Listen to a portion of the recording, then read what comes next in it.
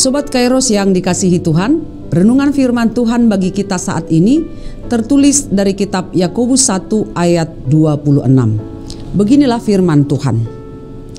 Jikalau ada seorang menganggap dirinya beribadah, tetapi tidak mengekang lidahnya, ia menipu dirinya sendiri, maka sia-sialah ibadahnya. Demikian firman Tuhan. Sobat Kairos, lidah memang tidak bertulang, tetapi harus dijaga oleh gigi. Lidah adalah bagian anggota tubuh yang kecil, tetapi dapat membuat segala perkara menjadi besar. Dengan perkataan, kita dipercaya dan tidak dipercaya, dipuji dan dicemooh.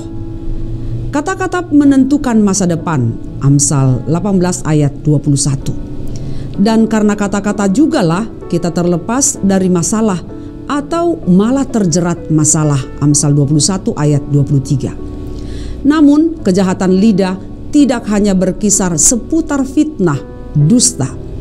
Ada sejumlah dampak buruk lain yang dapat dipicu oleh perkataan. Apa saja dampak buruk dari perkataan? 1. Perkataan yang sia-sia, tetapi ada orang yang tidak sampai pada tujuan itu dan yang sesat dalam omongan sia-sia.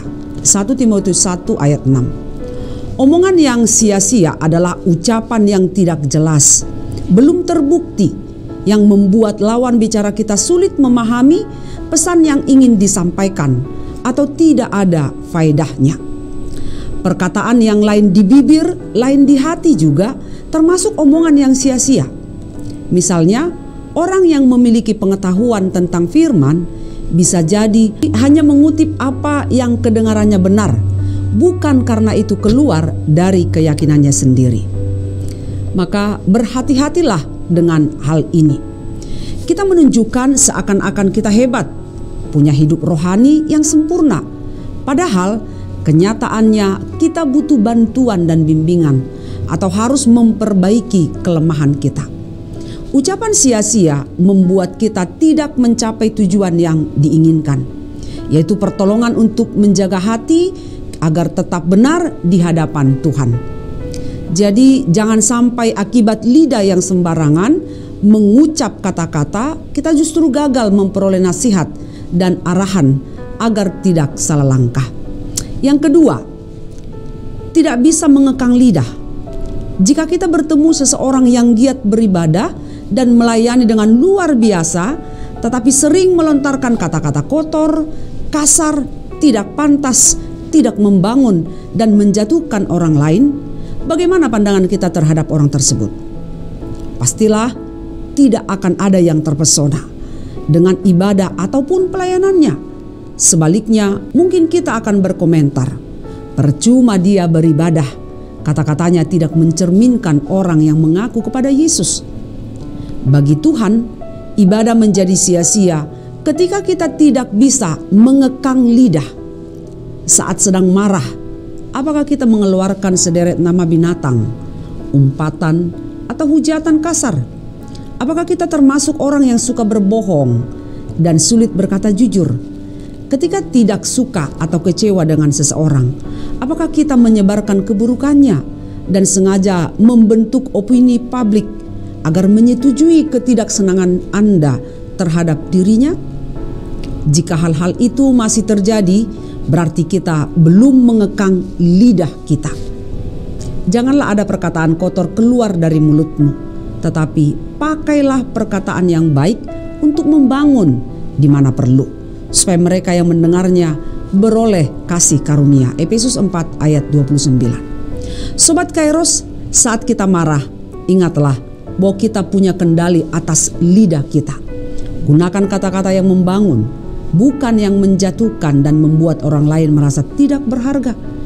Disiplinkan, didik, dan bimbing dia dengan ucapan kita.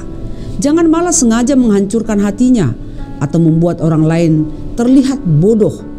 Bukannya mendapat hormat, bisa jadi Anda malah dapat musuh dan tidak berbuah di dalam Tuhan. Ketiga, asal bicara. Kebiasaan asal bunyi seperti ini, apalagi sampai berbohong, bisa menjadi senjata makan tuan. Oleh karena itu bijaklah dalam berkata-kata. Bicarakan hal yang benar, yang baik, serta bermanfaat bagi diri sendiri dan sesama. Bukan agar kita terlihat pintar, terlihat saleh ataupun keren. Hidup dan mati dikuasai lidah. Siapa suka menggemakannya akan memakan buahnya. Amsal 18 ayat 21. Keempat, terlalu cepat menilai orang. Jika kita mendapat info atau rumor tentang seseorang, jangan langsung percaya begitu saja.